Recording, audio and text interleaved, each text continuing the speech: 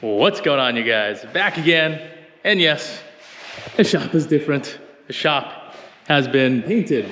My business partner has been painting and getting the shop ready. We have been doing remote installs, but kind of just around what the shop was. He has new lights that he'll be putting up, and I figured I'd do a video on the Subarus. Yeah, I got another one. Even though I said I wouldn't recommend anyone buying more than one. So, if you ever question whether you're making good financial choices, you should tally it up with how many Subarus you own. If it's more than one, you've already made bad choices.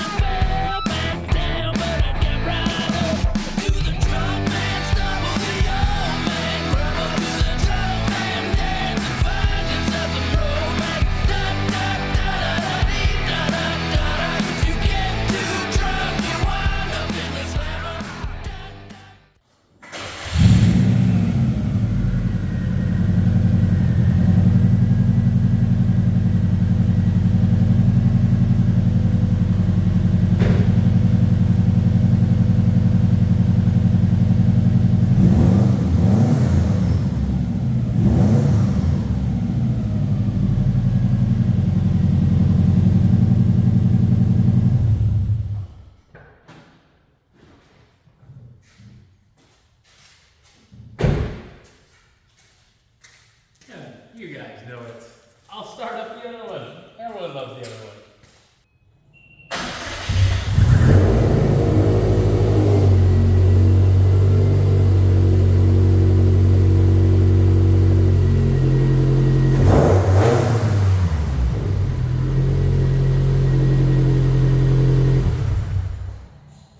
So, really to start with, you guys know the infamous hatchback. My crazy build. The old Seaboys hatchback. So I guess really there hasn't been much change to it. It's been really difficult to try to upgrade my car. I have the AMS intake manifold, the TGV deletes everything, like because it deletes your TGVs when you have the AMS manifold. I have the throttle body. I have everything to continue to push this car. I just haven't had time. You kind of think having your own shop, you get to work on your own car. Guess what? When you run a business, your car takes a back burner. Your customers come first. So I haven't really messed with any of my cars.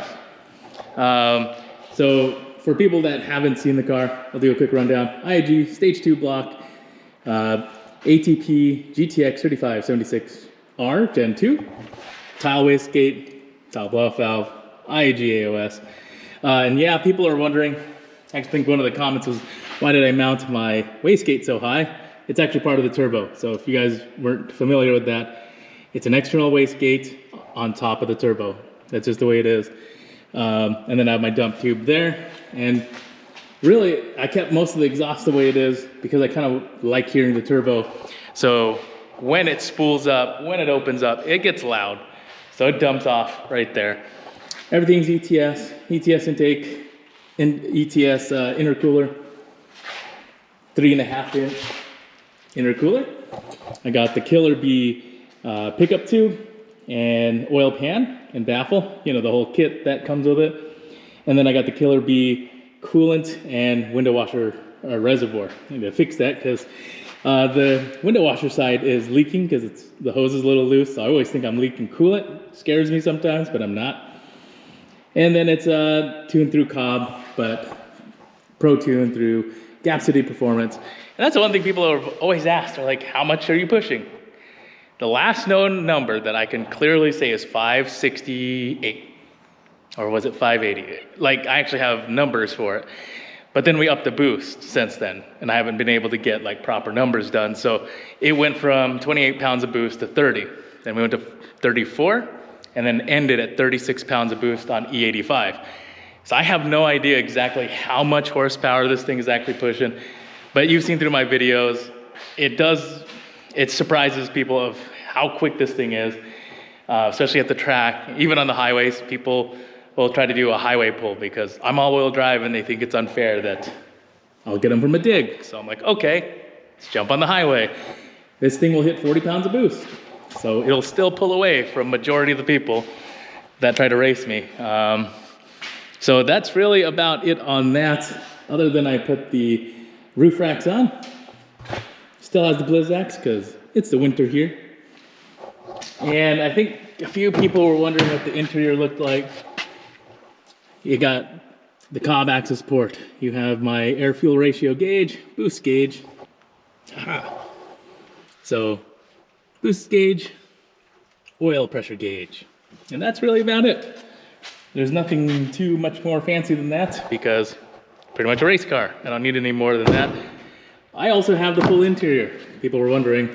I did not strip down the car, upgraded fuel system. The car still has all of its interior. So yes, I still like my comforts. So I'm more of a add more power than remove your comfort. So if I wanted to be faster, I'm not gonna tear out my whole interior. I'm just gonna spend the money to make it faster. So that's where that is. And then this is the new one. New, old one. I keep saying new. It's old. It's older than most of the people that are trying to race me all the time. This is a 2003 WRX. It is my newest weird collection. I have another one. It's a parts car I can't use. It's a same generation as that WRX, but I can't use it. So this is an actual running WRX that I own. It sits on the 04 STI BBS wheels. So these are the wheels before they switched to the 5x114 on the STI. So this is STI wheels, and they're the 5x100s, the BBSs. I know I'm missing, or it's a broken stud. I'm gonna get that fixed. I'm still trying to fix this car myself, but it runs. The clutch master cylinder needs to be replaced because when you push down on the clutch, it goes straight to the floor. Sometimes we bled it off and the clutch kind of sticks now, but it actually comes back up, so it kind of sticks. So we're gonna replace the master cylinder on it. But as you can tell, it's pretty much stock. Other than that, that's a blow-off valve. It's plugged out. I have no idea what tune is done to this thing. The previous owner said there was a mild tune to it. It's only doing 10 pounds. Actually, I have no idea because he says it's doing 10 pounds. There's no boost gauge. There's no boost gauge. I have no access port. I have no idea how much boost I'm pushing out on this thing. I did notice I had a plug that was unplugged. You know, WRX, Subaru things. This goes to the O2 sensor that sits on the downpipe there. But I'm pretty sure I don't know what that's supposed to plug into. I don't know if it's supposed to be an aftermarket gauge and they just never pulled it out. But the thing is, I'm pretty sure the 03 Subarus, correct me if I'm wrong, I'm pretty sure that's supposed to be there and it's supposed to be hooked up because it's not an aftermarket. It might be an aftermarket down, but like on my STI, I have that one and it goes to my AEM gauge. I have no gauges. The interior is pretty much stock. Other than that, I don't have a sub either. That's just sitting there. There is no sub. Sound system's kind of torn out, but stock airbox. Previous owner said that the motor was previously remanufactured. So I'm gonna say it's a used block that was remanned and then just thrown into here to kind of get it going. So I'm gonna assume that it's just a reman block because this thing has 206,000 miles and who knows what's done to it. I just know it runs. It runs great. I am trying to see what I want to do. I kind of want to do at least the small stuff. Like I want to get an AOS for it. I do want to fix the clutch master cylinder. I'm kind of debating on an intake, but I kind of want to leave it as is. But since it already has a blow-off valve, I'm kind of debating. So intake. I did get new fenders. Unfortunately, it's ugly on this side. New fenders are up there. I will put on the new fenders. I need to get fog lights. That bothers me that they're missing. Oddly, the harnesses are still good. I tested those. So the Bugeye will be my new little daily driver project that I need to get done. I do kind of want to get rid of this wing. I'm not sure. I'm kind of growing on this duckbill wing, but I kind of want the stock WRX wing and put maybe an STI wing or no wing at all, carbon fiber. I have no idea. I'm kind of liking this now that it's been a little bit since I got it. Who knows? Needs new paint. Probably gonna wrap this thing. But other than that, like, if you look at this thing, still has the early 2000s smell. Momo steering wheel.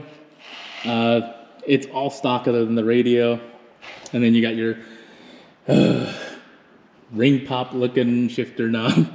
I need to replace that. I have a Cobb one on order. I bought it from Marketplace. Person's just sold me that. So that's gonna go away. And then I gotta put new windshield wipers on it. But other than that, this thing is pretty clean for an over 20-year-old car. It runs great. You know, it has its body damages, but the thing is, it doesn't have the complete rust that you usually see on these older WRXs. Usually you see the rust is completely eaten away at like this, the rocker panels and the back. And then your strut towers and your frame is completely rusted away on most of these. And I got pretty lucky on this one, and it's not completely rusted. So even like the rocker panel is gone. Usually that's completely rusted and rotted away. I'm gonna try to fix that. But other than that, you know, it's a great running car. I'm hoping to just kind of restore it, make it look good for maybe a car show. I'm gonna try to wrap it.